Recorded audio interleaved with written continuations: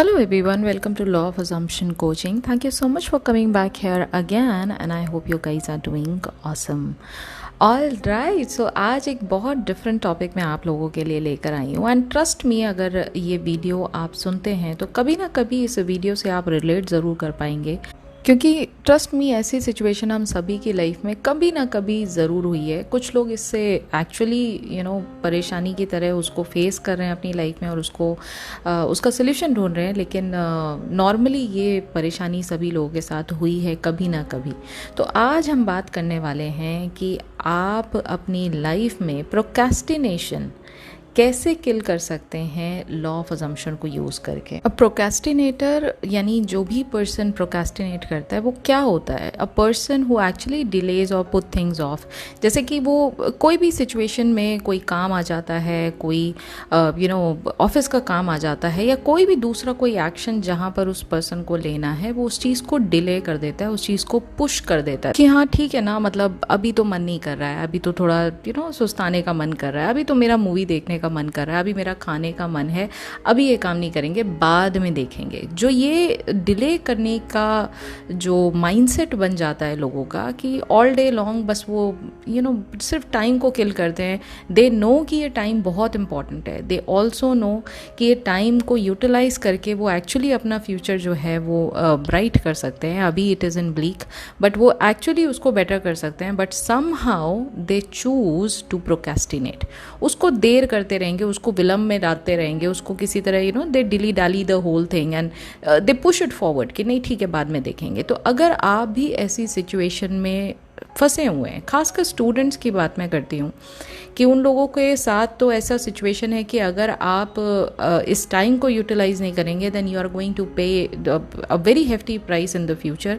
तो उस चीज़ को किल करने के लिए हम लॉ ऑफ अजम्पशन को कैसे यूज़ कर सकते हैं? अगर आप ऑलरेडी बहुत लथार्जिक हो गए हैं, यानी बहुत बल्कि आपकी बॉडी हो गई है, आपको पता है कि आपको वॉक करना चाहिए, आपको पता है आपको जिम करना चाहिए, आपको एक्सरसाइजेस करनी चाहिए, but you always delay these important actions. अगर आप भी इस सिचुएशन को फेस कर रहे हैं तो ये वीडियो आप लोगों के लिए, और इस वीडियो से आप ये समझ पाएंगे कि कैसे आप लॉ ऑफ अजम्पशन को यूज करके इस नेगेटिव सिचुएशन को टर्न अराउंड करके पॉजिटिव बना सकते हैं। तो सबसे पहले हम ये जानते हैं कि प्रोक्रेस्टिनेशन होता क्यों है। ये जो आलस वाली जो फीलिंग आती है ये होती क्यों है हमारे अंदर?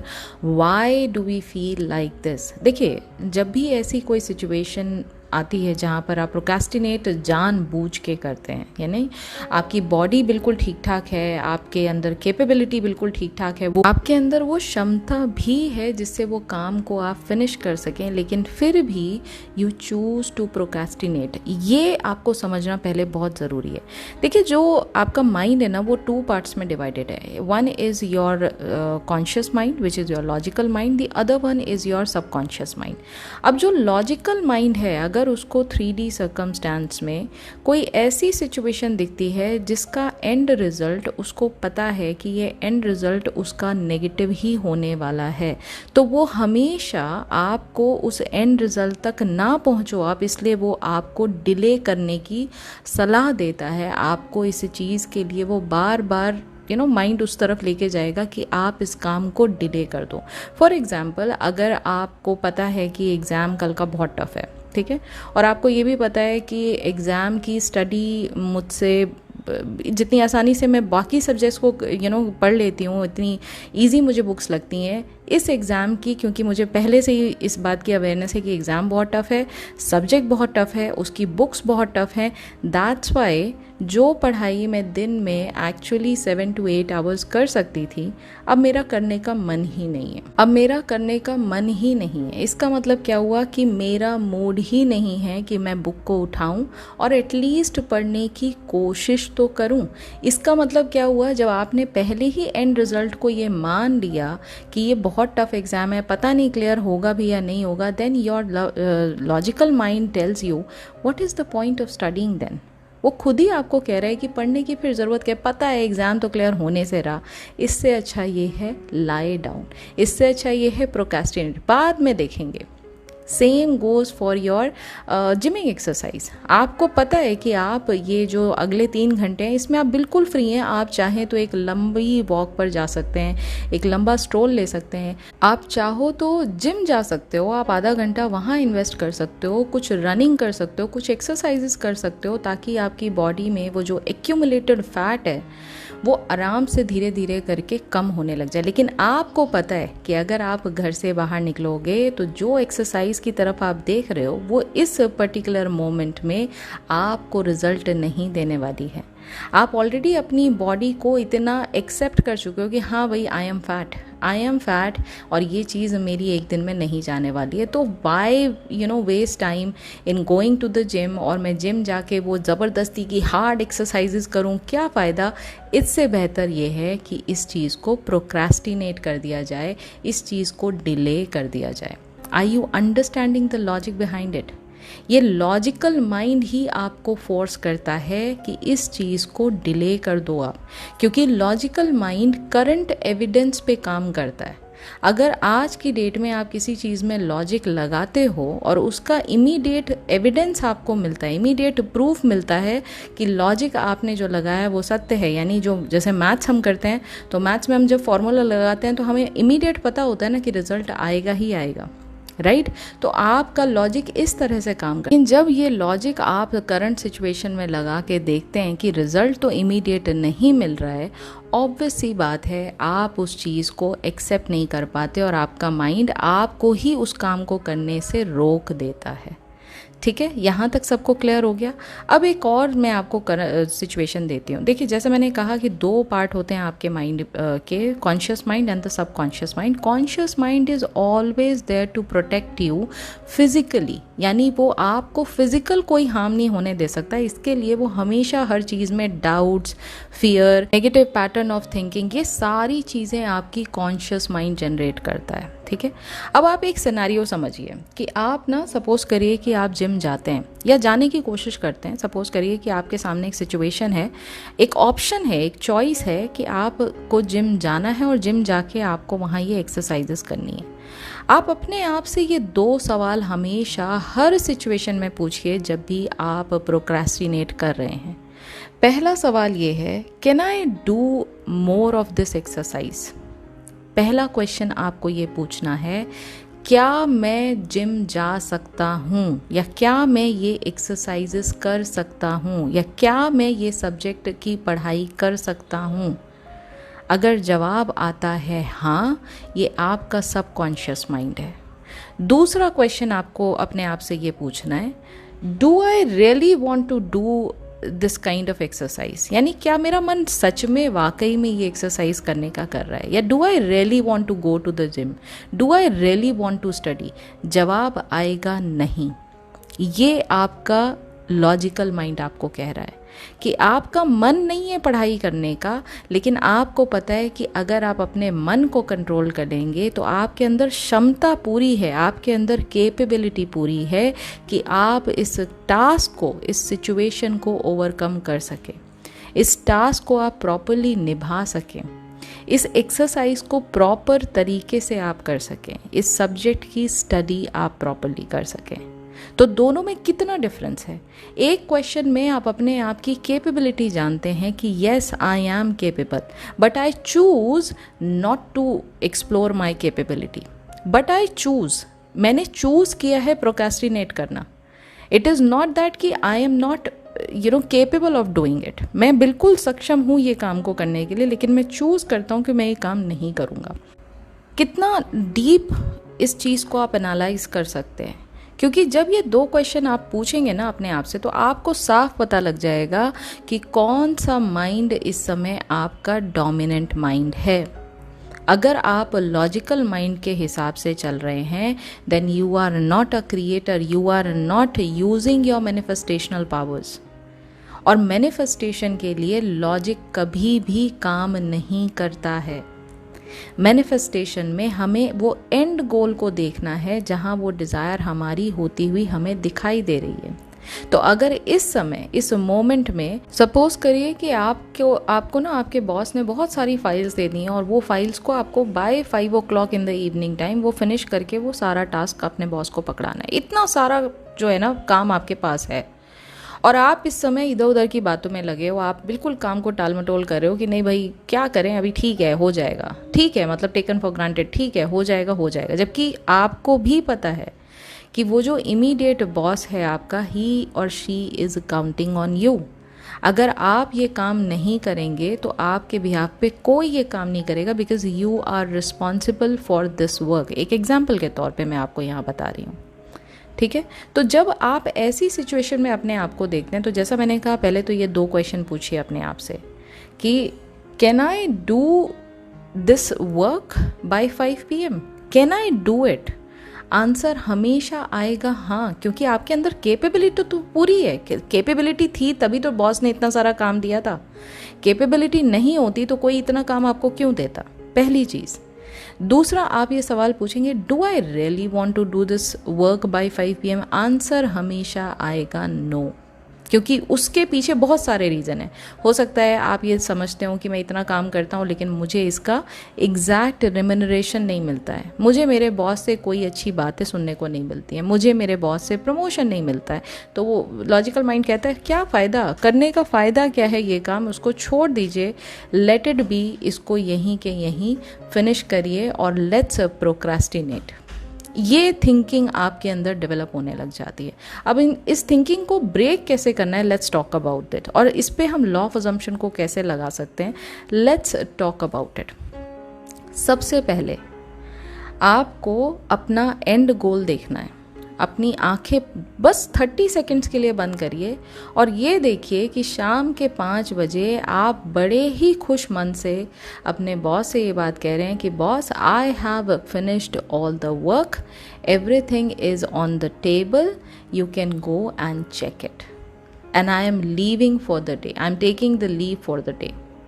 ये बात आप बड़े खुश मन से अपने बॉस से कह रहे हैं और आपका बॉस उस पर आपसे हैंडशेक कर रहे हैं एंड वो आपको अलाउ कर रहे हैं कि अरे वाह क्या बात है, सारा काम आपने 5 बजे तक ख़त्म कर दिया, good, that is why you are number 1 man of my company. इस तरह से वो आपको कॉम्प्लीमेंट कर रहे हैं and you are leaving at this note. How is this scene going to make you feel? आपको अंदर से कैसी फीलिंग आएगी इस सीन को देखने के बाद? आपको एक अच्छी फीलिंग आएगी ना ये सीन देखने के बाद। तो इस सीन में ड्वेल करिए, वो एक थोड़ी सी देर के लिए ड्राउजी स्टेट में जाइए और इस फीलिंग ऑफ विश फुलफिलमेंट को महसूस करने की कोशिश करिए। ये देखिए कि सारे के सारे जो टास्क हैं वो कितना एफर्टलेसली और कितना ईजीली आप सारी की सारी जो काम है उसको अकम्प्लिश करते जा रहे हैं। इस तरह से आप अपने आप को देख रहे हैं इस सीन में कि आप कितने प्रोडक्टिव हैं और हर एक पर्सन इस प्रोडक्टिविटी की आपकी तारीफ कर रहा है, आप ये बात देख रहे हैं। ये इमोशंस को फील करते हुए आप इस सीन को बार बार रिपीट कर रहे हैं, कुछ 4-5 बार 8 बार आप रिपीट कर रहे हैं। और जब आपको एक सेंस ऑफ सैचुरेशन फील होने लग जाए, now you need to open your eyes. ये रेपिटेशन के बाद you need to open your eyes and अब आप उस स्टेट ऑफ विश फुलफिलमेंट को एम्बॉडी कर चुके हैं। अब आप वो पर्सन बन चुके हैं जिसने ये काम बहुत ही आसानी के साथ किया है। ये तो काम कुछ भी नहीं है उसके लिए, बहुत चुटकी में उसके लिए काम सारा ख़त्म करने के बराबर है। वो इतना ज़्यादा सक्षम इंसान है, वो इतना ज़्यादा केपेबल इंसान है, वो इतनी सारी प्रोडक्टिविटी वो बहुत ही कम समय में करके दिखा देता है। इतना प्रोडक्टिव इंसान है वो। और उस स्टेट ऑफ माइंड के साथ आप अब ये काम करना शुरू करते हैं तो इतना सारा काम एक साथ देखने की ज़रूरत नहीं है।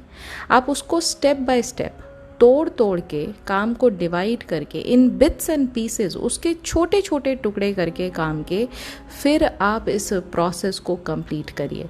और जब ये बात आप कर रहे हैं, जब ये काम आप एक्चुअली फिजिकल टर्म्स में कर रहे हैं, now you are affirming I am extremely productive, there is no one like me in this company in terms of productivity. I am the number one favorite employee of my employer. इस तरह से आप अपने आप को motivate कर रहे हैं, ये एफर्मेशन कर रहे हैं और अपने आप के अंदर वो सेल्फ कंपैशन की जो फीलिंग है उसको जगा रहे हैं, and you are changing the habit of procrastination and making yourself more productive. अगर आप इसको डेली बेसिस पे, जैसे बहुत सारी लेडीज़ के साथ ये प्रॉब्लम होती है कि बच्चों के साथ होती है, लेडीज़ के साथ होती है, जैसे मैंने कहा कि वेट इश्यूज़ है, ठीक है, और वेट इश्यूज़ के लिए वो जानते हैं कि उनको थोड़ा सा टहलना चाहिए, उनको वर्क करना चाहिए, वो उस चीज़ का काम को करना भी चाहते हैं, but somehow they choose to procrastinate. अगर ऐसी सिचुएशन में आप आ जाते हैं तो आप भी इस पूरे पैटर्न ऑफ थिंकिंग को चेंज कर सकते हैं by using a law of assumption. और जितनी बार आप अपने एंड गोल को देखते हैं, आपका माइंडसेट उतनी बार चेंज होता है। हर बार आपका जो लॉजिकल माइंड है, वो डोमिनेंट माइंड जो है वो नहीं रहेगा, इंस्टेड आपका सबकॉन्शियस माइंड धीरे धीरे टेक ओवर करने लग जाएगा। और फिर आप देखेंगे कि बहुत सारे काम ऐसे ही बाय डिफ़ॉल्ट ऑटो मोड में आपके जो काम है वो होते चले जाएंगे, क्योंकि आप अपने सबकॉन्शियस माइंड को इस चीज़ के लिए रीप्रोग्राम कर रहे हैं कि भाई you are already fit, body is always supporting you, your body is shedding the extra fat like anything, without even doing exercise you are shedding the fat. आप इस तरह से जब अपनी बॉडी को रीप्रोग्राम कर रहे हैं, अपने माइंड को रीप्रोग्राम कर रहे हैं, उस एक हर बॉडी के सेल को रीप्रोग्राम कर रहे हैं, आप देखेंगे आपकी ईटिंग हैबिट्स भी धीरे धीरे चेंज हो जाएंगी, क्योंकि अब आप ईटिंग हैबिट्स में उस पर्सन के पॉइंट ऑफ व्यू से देख रहे हैं अपने आप को, जहां वो पर्सन ऑलरेडी फिट है। तो जो पर्सन ऑलरेडी फिट है वो चीज़ें कैसे खाएगा, वो अपनी ईटिंग हैबिट्स, अपने लाइफस्टाइल को कैसे जिएगा। ऑब्वियसली उस पर्सन के पॉइंट ऑफ व्यू से आप अपने आप को देख रहे हैं, तो उसी तरह से आप चीज़ों को चूज़ करेंगे ना अपनी लाइफ में। तो आपके अंदर वो चेंज जो है, वो जो परिवर्तन है, वो जो थिंकिंग पैटर्न है आपका, वो धीरे धीरे आपके अंदर चेंज होता दिखाई देगा। इस तरह से आपकी 3D रियलिटी आने वाले कुछ दिनों में कब चेंज हो जाएगी आपको पता भी नहीं चलेगा। अब कुछ लोग यहाँ पर ये कहेंगे, लेकिन नेविल गोडार्ड सर ने तो कहा है कि we do not have to lift a finger to get our desire. Absolutely right, you do not have to lift a finger to get your desire, इस बात में कोई दो राय नहीं है। लेकिन जो मैंने आपसे बातें कही, इन सारी सिचुएशन में आप कहीं ना कहीं आप इस प्रोसेस को इंजॉय करते हो, तभी तो आप चाहते हो ना ये काम करना। भाई आप ऑफिस क्यों जाते हो? आप ऑफिस मतलब मन मार के थोड़ा ना जाते हो, आप ऑफिस आप काम करना चाहते हो, आप घर में नहीं बैठना चाहते, तभी तो आप ऑफिस जाते हो।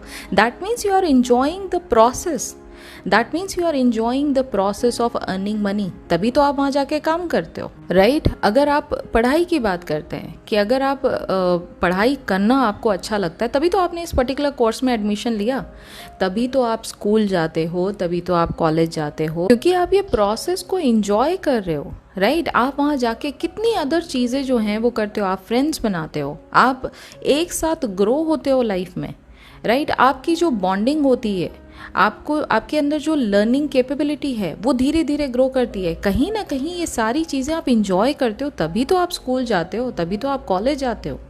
एम आई राइट और रॉन्ग? तो आप उस प्रोसेस को इंजॉय कर रहे हो, तभी तो आप उस जगह पे बैठे हो। तो मैं इस प्रोसेस को ही तो ठीक करने की बात कर रही हूँ। मैंने आपसे और क्या कहा? मैंने आपसे यही तो कहा कि ठीक है, अगर आप किसी चीज़ को अचीव करना चाहते हैं और उस पूरे प्रोसेस में अगर आपका लॉजिकल माइंड कुछ बाधाएं डाल रहा है, अगर आपका लॉजिकल माइंड आपको रोक रहा है और उस अल्टीमेट एम को, अल्टीमेट गोल को पहुंचने नहीं दे रहा है आप तक, या आपको उस तक नहीं पहुंचने दे रहा है, तो उसको कैसे रोका जा सके। मैंने आपको यही तो बताया। आप बिल्कुल ये बात सोच सकते हैं कि आपका एंड गोल क्या है, लेकिन ये तभी तो आपके माइंड में आएगा जब आप उस प्रोक्रेस्टिनेशन हैबिट से बाहर निकलेंगे। अगर आप एंड गोल के बारे में सोच ही नहीं पा रहे हैं, आप 24 आवर्स अपने आप को एक जगह पे आपने अपने आप को ऐसे कैद कर लिया है, केज कर लिया है, तो आप उस एंड गोल तक पहुंच कैसे पाओगे? उसके लिए विजुअलाइज तो करना पड़ेगा ना। उस विजुअलाइजेशन में आप क्या देख रहे हो? आप अपना एंड गोल देख रहे हो, जहाँ ये सारी चीज़ें जो भी आपको एंड गोल पे चाहिए थी वो सब मिल चुकी हैं।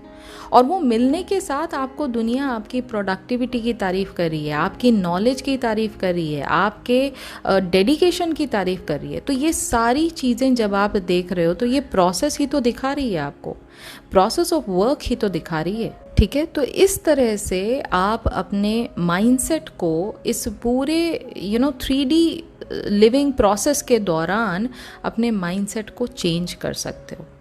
आप अगर अपने माइंड को ट्रेन कर लो कि आपका माइंड सिर्फ और सिर्फ आपकी बात सुने, दुनिया में कोई ऐसी चीज़ है ही नहीं जिसको आप करीब से ना पा सको। आपको लाइफ में वो मिलेगी ही मिलेगी, क्योंकि कहीं ना कहीं मेहनत तो आप कर रहे हो ना, चाहे इंटरनल रियलिटी क्रिएट करने में ही आप लगे हुए हो, लेकिन मेहनत तो आप उसमें भी कर रहे हो, राइट। तो जो भी चीज़ आपको अच्छी लगती है प्रोसेस वाइज, अगर आप उस प्रोसेस को डिले कर रहे हो अपने लॉजिकल माइंड की वजह से, उस थिंकिंग पैटर्न को तोड़ने के लिए ये आज वीडियो बनाई गई थी। एंड आई होप आप इस पूरे टॉपिक को बड़े ध्यान से समझेंगे।